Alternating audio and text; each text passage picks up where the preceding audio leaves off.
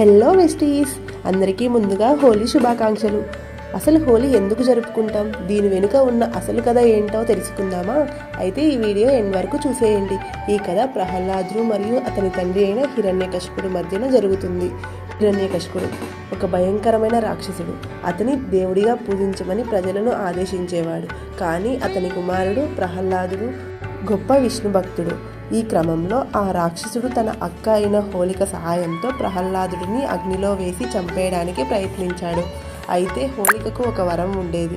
తను అగ్నిలోకి కానీ మంటలలోకి కానీ వెళ్ళినా తనకు ఏమీ కాదు. కానీ ఆశ్చర్యం ఏమంటే హోలిక మంటలలో కాలిపోతుంది అండ్ ప్రహ్లాదుడికి సాక్షాత్తు శ్రీ మహావిష్ణువు రక్షిస్తాడు. ఈ సంఘటనకు గుర్తుగా చెడుపై మంచి విజయం సాధించిందని హోలీ జరుపుకుంటాము. హోలీ పండుగ వెనుక ఇంకొక ఆసక్తికరమైన కారణం కూడా ఉంది. కృష్ణుడు తన స్నేహితులతో కలిపి రంగులు చల్లుతూ సరదాగా ఆడేవాడు. ఈ ఆనందకరమైన సాంప్రదాయం రాను రాను హోలీ పండుగగా మారింది.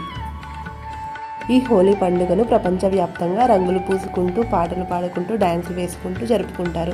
మీరెలా జరుపుకుంటారు? కామెంట్ సెక్షన్లో కామెంట్ చేసేయండి. వీడియో నచ్చితే లైక్, షేర్ అండ్ సబ్స్క్రైబ్.